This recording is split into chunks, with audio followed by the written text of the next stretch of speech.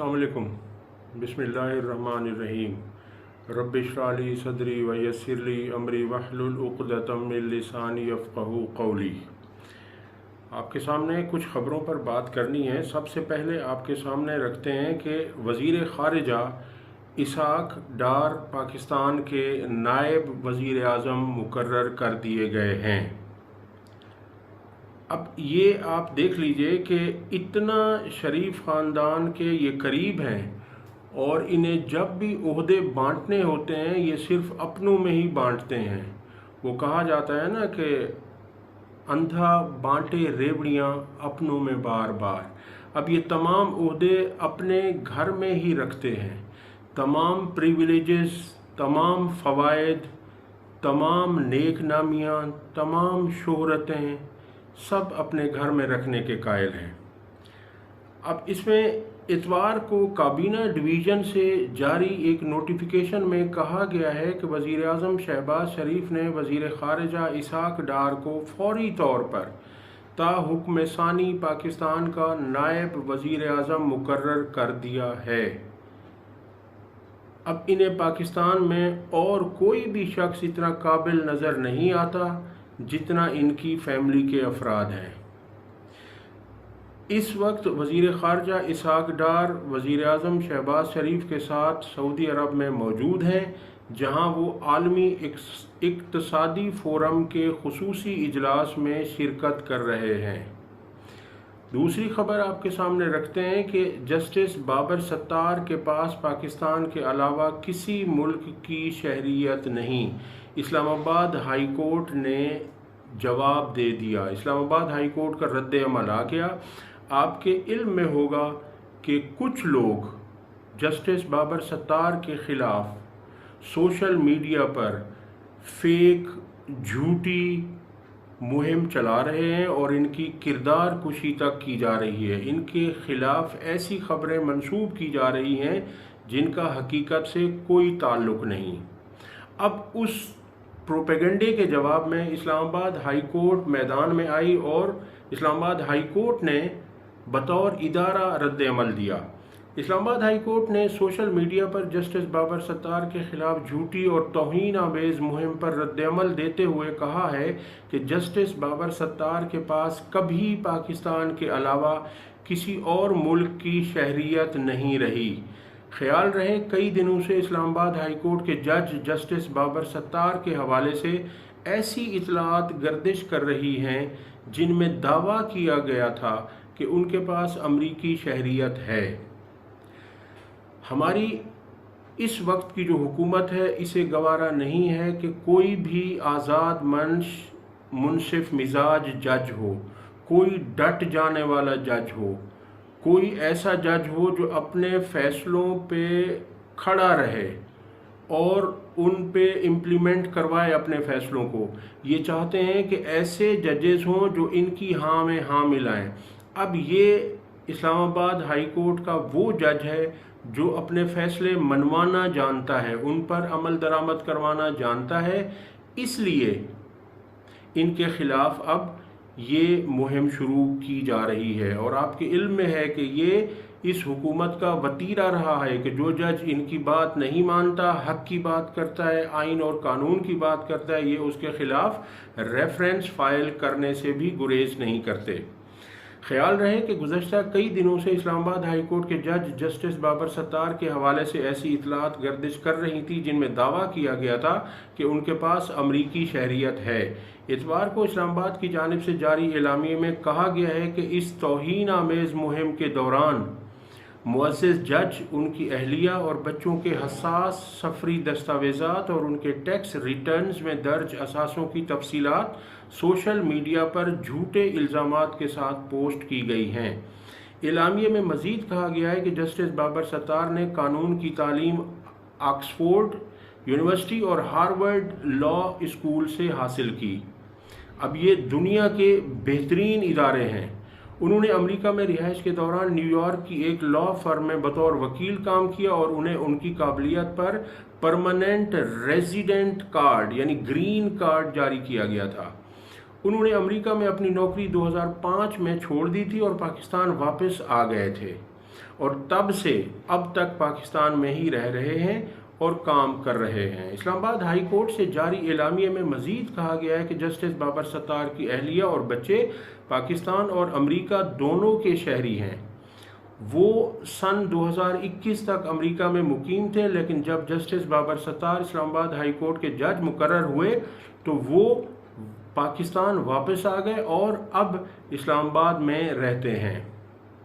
اسلام آباد high court کے مطابق اسلام آباد ہائی کورٹ کے جج مقرر ہونے سے پہلے جسٹس بابر ستار نے چیف جسٹس کو بتا دیا تھا کہ وہ پاکستانی شہری ہیں اور ان کے پاس گرین کارڈ بھی ہے، جس کے سبب وہ بغیر ویزا کے امریکہ کا سفر کر سکتے ہیں۔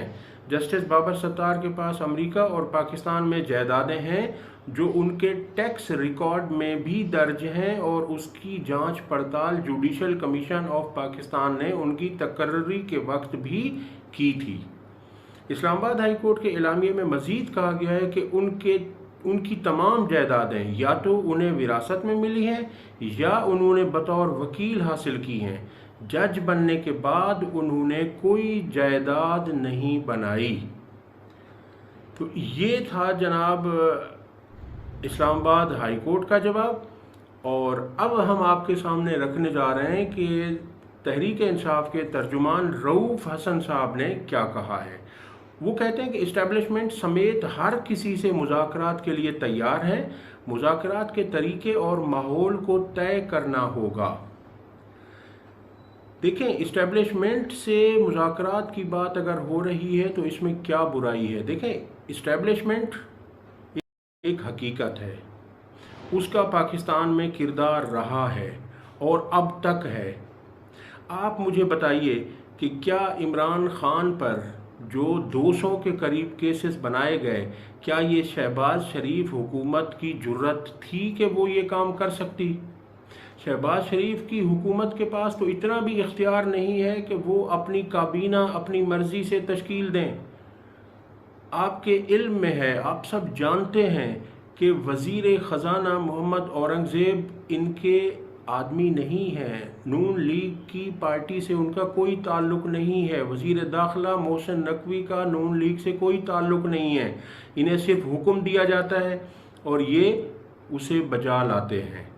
تو اس لیے تحریک انصاف نے کہا کہ اگر مذاکرات کرنے ہیں تو صرف ملٹری اسٹیبلشمنٹ سے ہی ہوں گے جن کے پاس اختیار ہے، اور ان کا کہنا یہ ہے کہ حکومت ہمیں کیا دے سکتی ہے، اور حکومت اس مذاکرات کے ماحول کو سازگار بنانے کے لیے بھی کچھ نہیں کر رہی۔ پاکستان تحریک انصاف کے رہنماؤں کا کہنا ہے کہ پاکستان تحریک انصاف اسٹیبلشمنٹ سمیت ہر کسی سے بات چیت کرنے کے لیے ماضی میں بھی تیار تھی اور آج بھی تیار ہے، لیکن اس سے قبل یہ طے کرنا ہوگا کہ مذاکرات کیسے اور کس ماحول میں ہوں گے۔ پی ٹی آئی کے مرکزی ترجمان رؤوف حسن نے پاکستان کے مقامی T V channel Geo news کے پروگرام نیا پاکستان میں گفتگو کرتے ہوئے کہا کہ پی ٹی آئی نے اسٹیبلشمنٹ سے مذاکرات کے لیے 1.25 سال سے کمیٹی بنائی ہوئی ہے۔ انہوں نے کہا کہ اسٹیبلشمنٹ سے بات چیت کے لیے کل بھی تیار تھے، آج بھی تیار ہیں اور آئندہ بھی تیار رہیں گے، مگر ان کی طرف سے اب تک کوئی رابطہ نہیں ہوا۔ ہمارا 6 جماعتی اتحاد اس بات کا ثبوت ہے کہ ہم سیاسی جماعتوں سے بات چیت کے لیے تیار ہیں۔ ترجمان پی ٹی آئی نے کہا کہ حکومتی جماعتیں مذاکرات میں سنجیدہ ہیں تو پہلے ہمارا مینڈیٹ واپس کریں۔ اسٹیبلشمنٹ سے اپنے لیے کچھ نہیں مانگیں گے، انہیں یہ بتانے کے لیے بات کریں گے کہ ان کا کوئی سیاسی کردار نہیں ہونا چاہیے۔ سب اداروں کو آئینی حدود میں رہ کر کام کرنا پڑے گا۔ یہ ان کا کہنا ہے کہ ہم اسٹیبلشمنٹ سے اگر مذاکرات کریں گے تو اس میں ہم انہیں کلیئر کریں گے کہ جو ہمارا مینڈیٹ چھینا گیا وہ ہمیں واپس دلایا جائے۔ اب یہ مینڈیٹ بھی شہباز شریف تو نہیں دے سکتے، کیونکہ جنہوں نے چوری کیا ہے وہ کیسے دیں گے؟ تو اس لیے یہ سارا کچھ ہے کہ آئینی حدود میں ہر ادارے کو رہنا چاہیے۔ اسلام آباد میں صحافیوں سے بات کرتے ہوئے انہوں نے کہا کہ اس وقت سیاسی عدم استحکام نے پورے ملک کو گرفت میں لیا ہوا ہے، تو یہ مسائل مذاکرات سے ہی حل ہو سکتے ہیں۔ اگلی خبر آپ کے سامنے رکھتے ہیں کہ تحریک انصاف سندھ کے صدر हलीम आदिल शेख ने शुएब शाहीन के हमरा ट्रेन मार्च शुरू कर दिया है और जिसका मकसद धांधली से छीनी गई सीटों की वापसी और इमरान खान की रिहाई है। आज ये ट्रेन मार्च कराची से रवाना हुआ और इसकी मंजिल सक्खर है और इस ट्रेन मार्च को शानदार इसका इस्तकबाल किया गया हर जगह। हम आपके सामने हैदराबाद की वीडियो रख रहे हैं। जब ये ट्रेन मार्च हैदराबाद पहुंचा तो देखें कि किस तरह फ़कीदुल मिसाल इस्तकबाल किया गया। ये देखिए वीडियो।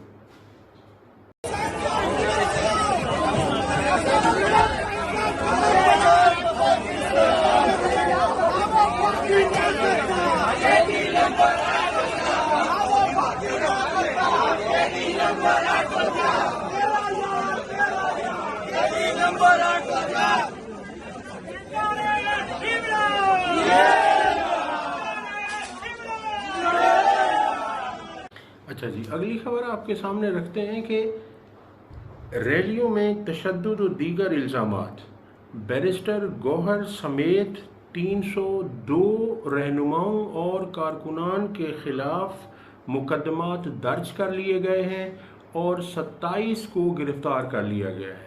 अब देखिए इस हुकूमत की मुनाफ़कत के एक तरफ ये मुज़ाकरात का राग अलापते हैं कि तहरीक इंसाफ हमसे मुज़ाकरात नहीं करती और दूसरी तरफ ये माहौल भी साजगार नहीं बनाते, उनके ऊपर झूठे मुकदमात दर्ज करते हैं।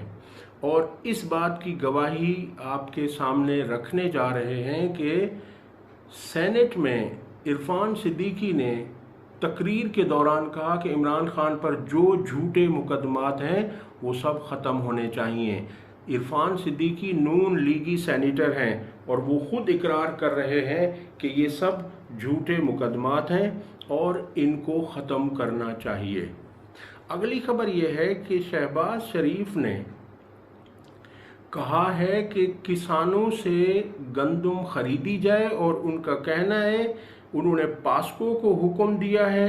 पास्को आपके इल्म में है कि वो है Pakistan agricultural storage and services corporation limited, जिसका काम है कि वो ये अनाज लेकर उसे ज़ख़ीरा करती है अपने पास और फिर वो मुल्क की ज़रूरत के लिए इस्तेमाल में लाई जाती है। तो उनका कहना था कि पास्को 1.4 मिलियन मेट्रिक टन से बढ़ाकर 1.8 मिलियन मेट्रिक टन गंदम खरीदे किसानों से।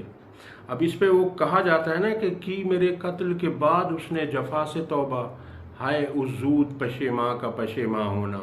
अब तकरीबन आधे किसानों ने 40 से 50% किसान अपनी गंदम बेच चुके हैं और अब इन्हें याद आया कि किसानों से गंदम खरीदी जाए और ज़्यादा मिकदार में ख़रीदी जाए। अब जो लोग गंदम बेच चुके हैं अपनी और वो 2500 से लेकर 3200 के दरमियान बेच चुके हैं या कहीं कहीं 3300, जबकि हुकूमत ने जो कीमत मुकर्रर की थी वो 3900 रुपये थी। लेकिन अब जो बेचारे किसान अपनी गंदम सस्ते दामों बेच चुके हैं उनका क्या होगा? इस तरह से अब ये सिर्फ ड्रामेबाजी कर रहे हैं। ये मुल्क के वज़ीर आज़म को पता नहीं था कि कितनी लागत आती है गंदम पर और कितना रेट इनका मुकर्रर करना चाहिए और ये कब मुकर्रर किया जाना चाहिए था। लेकिन अब ये जाकर लोगों की आंखों में धूल झोंक रहे हैं कि जी मैंने ये हुक्म कर दिया है, अब पास्को इतनी गंदम खरीदेगा। आपने वो गंदम क्यों खरीदी जब निगरान हुकूमत के पास इख्तियार नहीं था? निगरान हुकूमत भी तो इन्हीं की थी। उन्होंने इतनी दार में गंदम क्यों खरीद ली? पाकिस्तान किसान इत्तेहाद के सदर खालिद खोखर ने भी कहा है कि मार्च तक जहाज़ कराची में लंगर अंदाज रहे, यानी गंदम वहाँ से उतारी ही नहीं गई। मार्च तक गंदम उन जहाज़ों पर लदी रही, जिससे किसानों को भी और हुकूमत पाकिस्तान को भी अरबों रुपए का नुकसान हुआ। इसकी जिम्मेदारी किस पर है? अब तक के लिए इतना ही। अगली वीडियो तक अल्लाह हाफिज़। आपसे रिक्वेस्ट है कि हमारे चैनल को सब्सक्राइब करें, घंटी के बटन को ज़रूर प्रेस करें और वीडियोज़ को लाइक करें। अल्लाह हाफिज़।